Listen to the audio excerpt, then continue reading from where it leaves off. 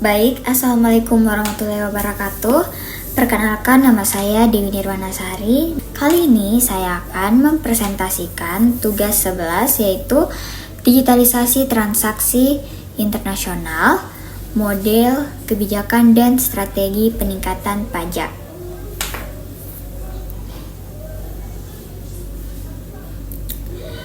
Kita masuk ke pendahuluan. Digitalisasi telah menjadi salah satu katalis utama dalam transformasi berbagai sektor, termasuk transaksi internasional. Di era globalisasi ini, perdagangan lintas negara semakin mengandalkan teknologi digital seperti e-commerce, layanan keuangan berbasis teknologi, dan mata uang digital. Dengan kemudahan akses serta efisiensi yang ditawarkan, transaksi digital lintas batas kini mendominasi pasar global. Namun, perkembangan ini juga membawa tantangan baru terutama dalam aspek perpajakan. Model bisnis digital seringkali sulit diidentifikasi oleh otoritas pajak. Mengingat sifatnya yang lintas batas dan kurangnya regulasi yang seragam. Misalnya, perusahaan digital dapat dengan mudah menjalankan operasinya di satu negara, tetapi mendapatkan pendapatan dari berbagai negara tanpa kejelasan di mana pajak harus dibayarkan. Fenomena ini menimbulkan pertanyaan serius tentang bagaimana kebijakan perpajakan dapat diadaptasi untuk mengikuti dinamika transaksi digital internasional, sekaligus memastikan potensi pendapatan pajak tidak hilang akibat celah hukum yang ada.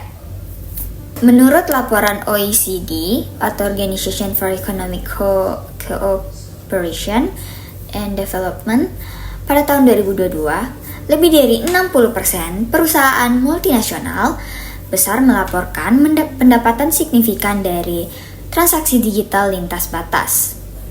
Studi lain dari Statista menunjukkan bahwa total nilai e-commerce lintas negara diproyeksikan mencapai 6,3 triliun pada tahun 2024, meningkat tajam dari 4,28 triliun pada tahun 2020. Sementara itu, survei IMF mencatat bahwa hampir 30% dari total transaksi internasional berbasis digital tidak tercatat secara langsung dalam sistem perpajakan negara tujuan. Indonesia, misalnya, melaporkan bahwa potensi penerimaan pajak digitalnya mencapai 50 triliun rupiah pada tahun 2021. Tetapi hanya sekitar 70% yang berhasil direalisasikan.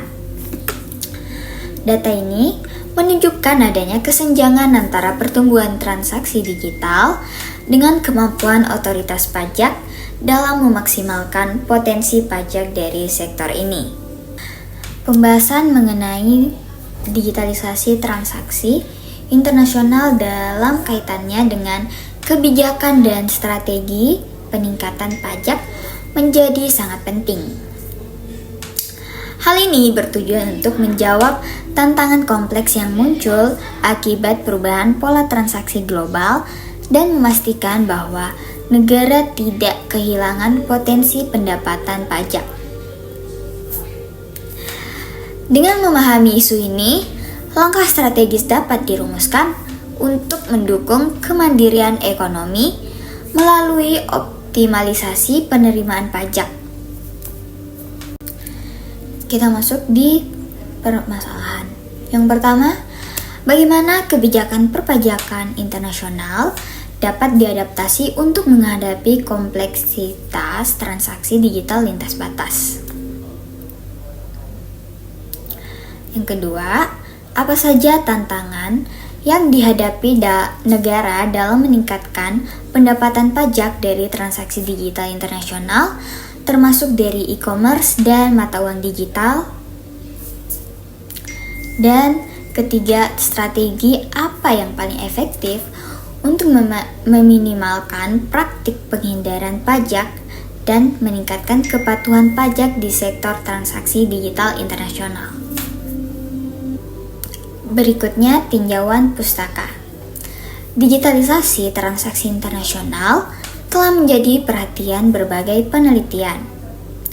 Menurut OECD tahun 2020, transaksi digital lintas negara membawa tantangan besar bagi sistem perpajakan tradisional yang bergantung pada keberadaan fisik suatu entitas untuk menentukan kewajiban pajak.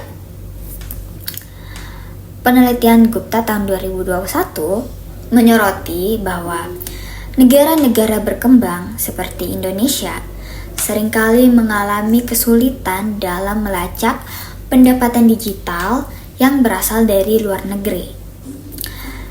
Di sisi lain, teori dasar perpajakan internasional dari Adam Smith tahun 1776 menyebutkan 4 prinsip perpajakan, yaitu keadilan, kepastian, kenyamanan, dan efisiensi, yang tetap relevan dalam era digital ini.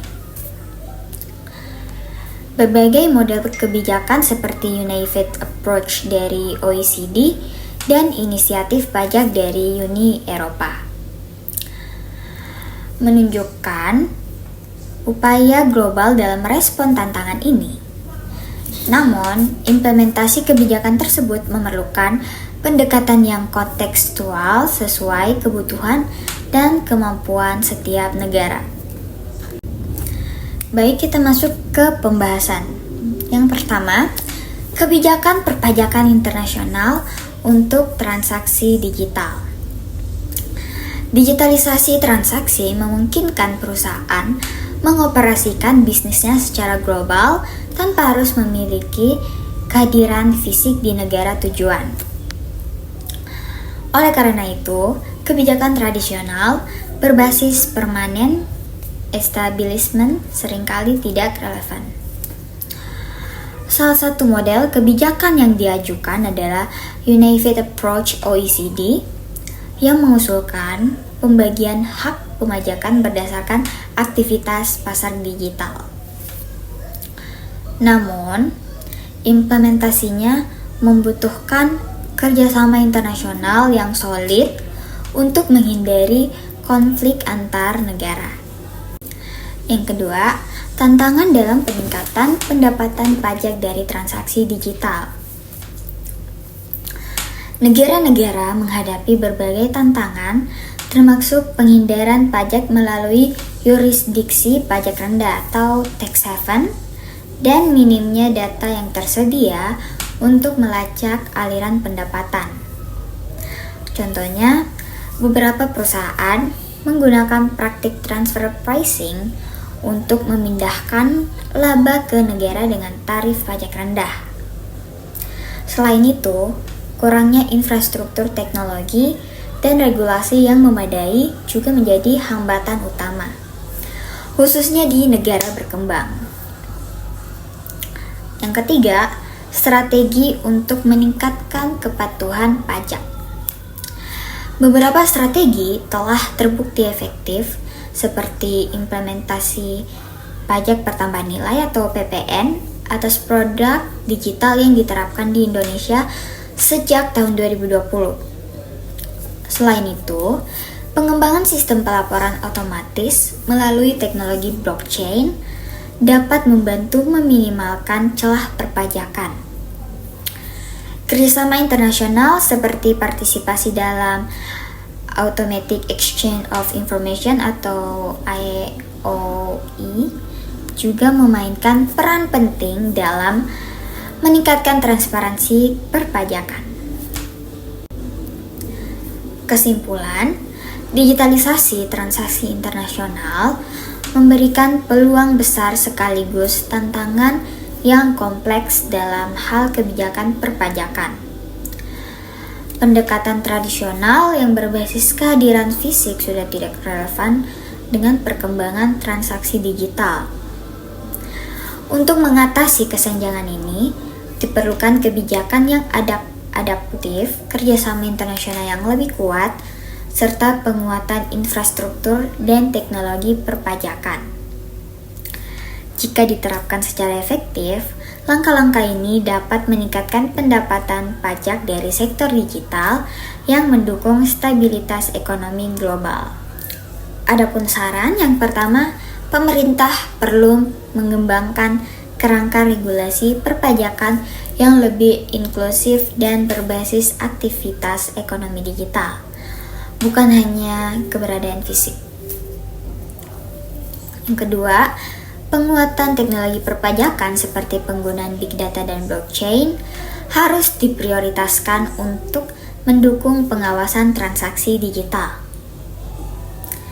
Yang ketiga, kolaborasi internasional melalui platform seperti OECD dan IOI harus diperluas untuk meminimalkan penghindaran pajak dan meningkatkan transparansi lintas negara.